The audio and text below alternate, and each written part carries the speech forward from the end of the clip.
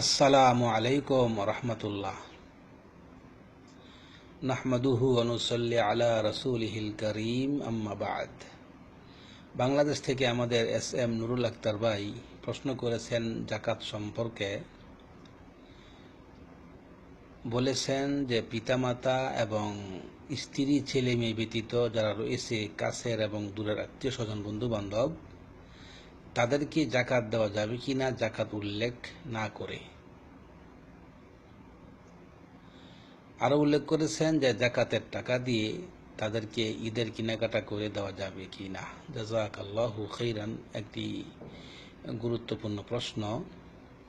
প্রথমে বলবো, আপনি যা উল্লেখ করেছেন পিতামাতা এবং স্ত্রী ও ছেলে মেয়ে, এছাড়াও বলবো যে আরও কিছু লোক হতে পারে যাদেরকে জাকাত দেওয়া আপনার জন্য বৈধ হবে না অবস্থার সাপেক্ষে। সেটা হলো, যদি এমন হয় যে আপনার সংসারের পিতা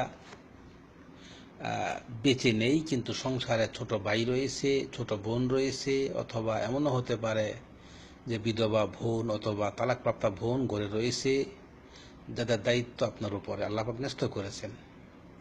তাই এমন বলবো এক কথায় যেটা মূলনীতি, সেটা হলো যাদেরকে ভরণ পোষণ করা হচ্ছে দায়িত্ব, ফরজ, ওদেরকে জাকাত দেওয়া যাবে না।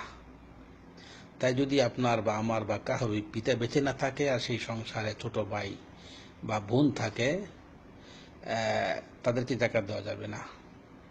এছাড়া বলবো যে জাকাতের খাত আল্লাহ রাব্বুল আলামিন নির্ধারণ করেছেন যে কে কে জাকাতের হকদার। তো এ মর্মে আল্লাহ পাক ঘোষণা করেছেন সূরা তাওবা আয়াত নম্বর 60, যেখানে উল্লেখ করা হয়েছে 8 ব্যক্তির কথা। তারা হলো জাকাতের হকদার, এর বাহিরে কেউ জাকাতের হকদার হবে না।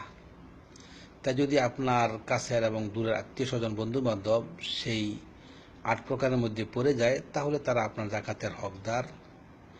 আর সেই 8 প্রকার হলো যে ফকির, মিসকিন, এবং যারা কাজ করে জাকাত ফান্ডে তারা, এবং আরেকটা হলো আপনার নবমুসলিম অথবা অমুসলিম, যারা ইসলামের দিকে, যাদেরকে ইসলামের দিকে আকৃষ্ট করার জন্য জাকাত দেওয়া যেতে পারে। তারপরে রয়েছে আপনার ঋণগ্রস্ত ব্যক্তিকে ঋণ থেকে মুক্ত হওয়ার জন্য জাকাত দেওয়া যেতে পারে। এমনিভাবে রয়েছে আপনার মুসাফির, তারপরে মুজাহিদ, যারা আল্লাহর পথে জেহাদ করে। এরকম 8 ব্যক্তির কথা এসেছে সূরা তাওবা আয়াত নম্বর 60, ভালো করে দেখে নেবেন।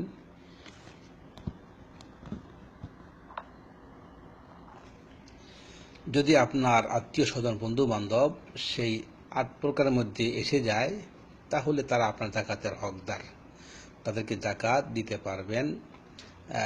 আর যেটা উল্লেখ করেছেন যে জাকাতের কথা উল্লেখ না করে তাদেরকে জাকাত দিবেন, সেটাও বৈধ রয়েছে, ইসলামে অনুমতি দেয়। এ মর্মে হতে পারে এমন আত্মীয় স্বজন যারা লজ্জা পাবে, নিবে না, কিন্তু কষ্টে আছে, তাই এমন অবস্থা তাদেরকে না বলেও জাকাত দেওয়া যেতে পারে, জায়েজ রয়েছে।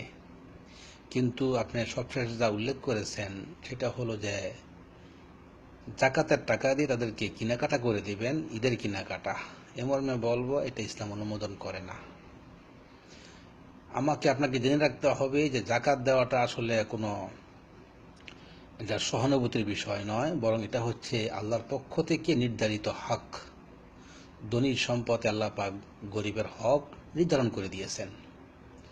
তাই এটাকে সহানুভূতি বলা যাবে না, বরং এটা আল্লাহ পাকের আদেশ, এটা গরিবের হক। তাই যদি অর্থের জাকাত হয়, তাকে অর্থ দিয়ে দিতে হবে, তার অর্থ সে তার স্বাধীন মতো খরচ করবে, এটা তার হক।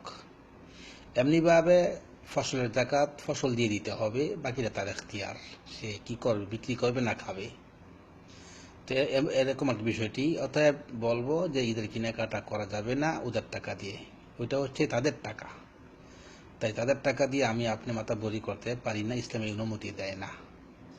তাই আবারও বলবো যে আপনার কাছের আত্মীয় স্বজন হোক বা দূরের আত্মীয় হোক, যদি অবস্থা এমনই হয় যে জাকাতের কথা বললে সমস্যা বা লজ্জাবোধ করবে বা কিছু সমস্যা হতে পারে বা নিবে না, সেক্ষেত্রে না বলেও দিতে পারেন ইনশাআল্লাহ।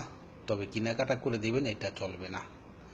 অতএব জাকাত আপনার যতটুকুই আসে সেটা আপনি একজনকে দিয়ে দেন অথবা বহুজনকে ভাগ করে দেন, সেটাও বৈধ রয়েছে।